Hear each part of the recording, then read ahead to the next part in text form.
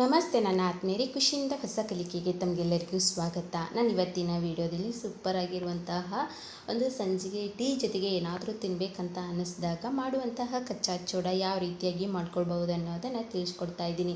ನಿಮಗೆ ಸಂಜೆ ಹೊತ್ತಿಗೆ ಏನಾದರೂ ತಿನ್ನಬೇಕಂತ ಅನಿಸುತ್ತೆ, ಆದರೆ ಮಾಡೋದಕ್ಕೂ ಕೂಡ ತುಂಬಾ ಬೇಸರ ಅನಿಸಿರುತ್ತೆ. ಆವಾಗ ಜಟಾಪಟ್ಟಂತ ಮಾಡಬಹುದಾದಂಥ ಕಚ್ಚಾ ಚೋಡ. ಈ ಕಚ್ಚಾ ಚೋಡ ತಿನ್ನೋದಕ್ಕೂ ತುಂಬಾ ಚೆನ್ನಾಗಿರುತ್ತೆ, ಬೇಗನೆ ಕೂಡ ಮಾಡ್ಕೊಳ್ಬಹುದು. ಕಚ್ಚಾ ಚೋಡ ಮಾಡ್ಕೊಳ್ಳೋಕ್ಕೆ ಬೇಕಾಗಿರುವಂಥ ಇಂಗ್ರೀಡಿಯೆಂಟ್ಸನ್ನು ನೋಡ್ಕೊಳ್ಳೋಣ. ಕಟ್ ಮಾಡ್ಕೊಂಡಿರುವಂಥ ಟೊಮೊಟೊ, ಹಾಗೆ ಉದ್ದುದ್ದವಾಗಿ ಕಟ್ ಮಾಡ್ಕೊಂಡಿರುವಂತಹ ಈರುಳ್ಳಿ ಮತ್ತು ಹಸಿಮೆಣಸಿನ್ಕಾಯಿ, ಹಾಗೆ ಹುರಿದೇ ಇಟ್ಕೊಂಡಿರುವಂತಹ ಶೇಂಗಾ, ಸ್ವಲ್ಪ ಮಟ್ಟಿಗೆ ಕರಿಬೇವು, ಒಂದು ಸುಲಿಗೆ ಆಗುವಷ್ಟು ನಾನು ಮಂಡಕ್ಕಿನ ತೆಗೆದುಕೊಂಡಿದ್ದೀನಿ. ಇವಾಗ ಒಂದು ಬಾಣಲಿಗೆ ನಾನು ಎಣ್ಣೆನ ಬಿಸಿ ಮಾಡ್ಕೊಳಕ್ಕೆ ಇಟ್ಕೊಂಡಿದ್ದೆ. ಎಣ್ಣೆ ಬಿಸಿ ಆದ ನಂತರ ಮೊದಲಿಗೆ ಶೇಂಗಾವನ್ನು ಹಾಕ್ಕೊಂಡು ಫ್ರೈ ಮಾಡ್ಕೊಳ್ಳಿ.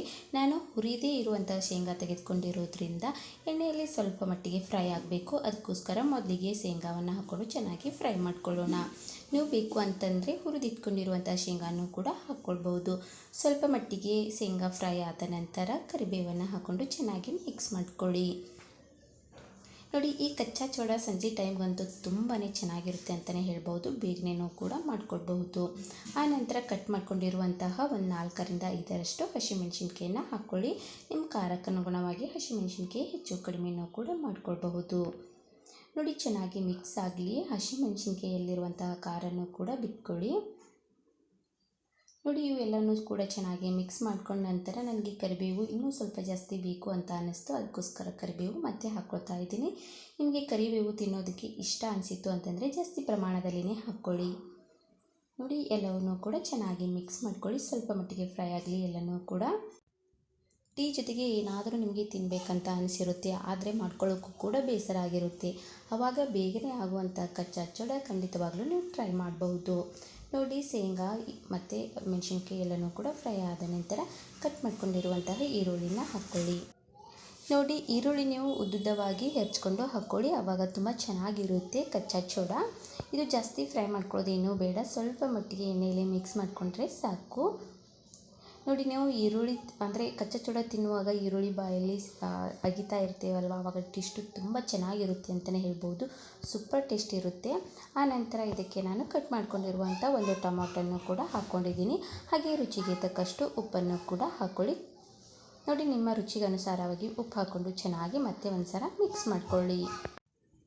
ಈ ಕಚ್ಚಾ ಚೋಡ ಮಾಡ್ಕೊಳ್ಳೋಕ್ಕೂ ಕೂಡ ತುಂಬಾ ಸುಲಭ ಮತ್ತು ಬೇಗನೆನೂ ಮಾಡ್ಕೊಳ್ಬಹುದು ಮತ್ತು ತಿನ್ನೋದಕ್ಕೂ ಕೂಡ ತುಂಬಾ ಚೆನ್ನಾಗಿರುತ್ತೆ ಅಂತಲೇ ಹೇಳ್ಬೋದು. ನೋಡಿ, ಟೀ ಟೈಮ್ ಜೊತೆಗೆ ಏನಾದರೂ ತಿನ್ನಬೇಕಂತ ಅನಿಸಿದಾಗ ಖಂಡಿತವಾಗ್ಲೂ ಇದು ಟ್ರೈ ಮಾಡಬಹುದಾದಂತಹ ಕಚ್ಚಾ ಚೋಡ. ಆನಂತರ ಇದಕ್ಕೆ ಒಂದು ಸ್ವಲ್ಪ ಮಟ್ಟಿಗೆ ಅರಿಶಿನ ಪುಡಿಯನ್ನು ಹಾಕಿ ಚೆನ್ನಾಗಿ ಮಿಕ್ಸ್ ಮಾಡ್ಕೊಳ್ಳಿ. ನಾನು ಮೊದಲಿಗೆ ಹೇಳಿರುವ ಹಾಗೆ ಈರುಳ್ಳಿ ಮತ್ತು ಟೊಮೊಟೊ ಪೂರ್ತಿಯಾಗಿ ಬೆಂದೋಗೋದು ಬೇಡ, ಸ್ವಲ್ಪ ಮಟ್ಟಿಗೆ ತರಿಯಾಗಿಯೇ ಇರಬೇಕು. ಆವಾಗ ತಿನ್ನುವಾಗ ತುಂಬಾ ಚೆನ್ನಾಗಿರುತ್ತೆ. ನೋಡಿ, ಇಷ್ಟು ಮಿಕ್ಸ್ ಮಾಡ್ಕೊಂಡ ನಂತರ ನಾನು ಮೊದಲಿಗೆ ತೆಗೆದುಕೊಂಡಿರುವಂತಹ ಚುರುಮುರಿನ ಹಾಕ್ಕೊಳ್ತಾ ಇದ್ದೀನಿ. ನೀವು ಎಷ್ಟು ಪ್ರಮಾಣದಲ್ಲಿ ಮಾಡ್ತೀರಾ ಅದಕ್ಕೆ ಅನುಗುಣವಾಗಿ ಈರುಳ್ಳಿ, ಟೊಮೊಟೊ, ಶೇಂಗಾ ಎಲ್ಲನೂ ಕೂಡ ಹೆಚ್ಚು ಕಡಿಮೆ ಮಾಡ್ಕೊಳ್ಬಹುದು. ನೋಡಿ, ಈ ಕಚ್ಚಾ ಚೋಡ ಮಾಡ್ತೀರಲ್ವ, ಅದಕ್ಕೆ ಶೇಂಗಾದ ಪ್ರಮಾಣ ಜಾಸ್ತಿನೇ ಇರಬೇಕು. ಆವಾಗ ಟೇಸ್ಟು ತುಂಬ ಚೆನ್ನಾಗಿ ಬರುತ್ತೆ ಅಂತಲೇ ಹೇಳ್ಬೋದು. ಚುರುಮುರಿ ಹಾಕಿದ ನಂತರ ಚೆನ್ನಾಗಿ ಮಿಕ್ಸ್ ಮಾಡ್ಕೊಳ್ಳಿ. ಉಪ್ಪು, ಖಾರ ಎಲ್ಲನೂ ಕೂಡ ಚುರುಮುರಿಗೆ ಅಂಟ್ಕೊಳ್ಬೇಕು. ಆ ರೀತಿಯಾಗಿ ಚೆನ್ನಾಗಿ ಒಂದು ಸಲ ಮಿಕ್ಸ್ ಮಾಡ್ಕೊಂಡ್ಬಿಟ್ಟು ಒಂದು ಪ್ಲೇಟ್ಗೆ ಸರ್ವ್ ಮಾಡಿದ್ರೆ ತುಂಬಾ ಚೆನ್ನಾಗಿರುವಂತಹ ಕಚ್ಚಾ ಚೋಡ ರೆಡಿಯಾಗಿಬಿಡುತ್ತೆ. ಟೀ ಟೈಮ್ ಜೊತೆಗಂತೂ ಸೂಪರ್ ಆಗಿರುತ್ತೆ ಮತ್ತು ಬೇಗನೆನೂ ಕೂಡ ಮಾಡ್ಕೊಳ್ಬಹುದು. ಯಾರಿಗೆ ತಾನೇ ಚುರುಮುರಿ ತಿನ್ನೋಕ್ಕೆ ಇಷ್ಟ ಆಗಲ್ಲ, ಎಲ್ಲರೂ ಕೂಡ ಇಷ್ಟಪಟ್ಟು ತಿಂತಾರಂತಲೇ ಹೇಳ್ಬೋದು. ಅಷ್ಟೊಂದು ಚೆನ್ನಾಗಿರುತ್ತೆ ಈ ಕಚ್ಚಾ ಚೋಡ ಮತ್ತು ಬೇಗನೆನೂ ಕೂಡ ಮಾಡ್ಕೊಳ್ಬಹುದು. ನೋಡಿದ್ರಲ್ವ ವೀಕ್ಷಕರೇ, ಯಾವ ರೀತಿಯಾಗಿ ಕಚ್ಚಾ ಚೋಡ ಸಿಂಪಲ್ಲಾಗಿ ಮತ್ತು ಬೇಗನೆ ಮಾಡ್ಕೊಳ್ಬಹುದು ಅನ್ನೋದನ್ನು. ಈ ಕಚ್ಚಾ ಚೋಡ ನಿಮ್ಮೆಲ್ಲರಿಗೂ ಇಷ್ಟ ಆಗಿದೆ ಅಂತೇಳಿ ಭಾವಿಸ್ತಾ ಇದ್ದೀನಿ. ಇಷ್ಟ ಆಗಿದ್ದರೆ ಇನ್ನೇಕೆ ತಡ ಮಾಡ್ಕೊಳ್ತೀರಾ, ತಕ್ಷಣಕ್ಕೆ ಹೋಗಿ ನಿಮ್ಮ ಮನೇಲಿ ಒಂದು ಸಲ ಟ್ರೈ ಮಾಡಿ ಮತ್ತು ಹೇಗೆ ಬಂದಿದೆ ಅನ್ನೋದನ್ನು ತಪ್ಪದೆ ನನಗೆ ಕಮೆಂಟ್ ಮೂಲಕವಾಗಿ ತಿಳಿಸಿ.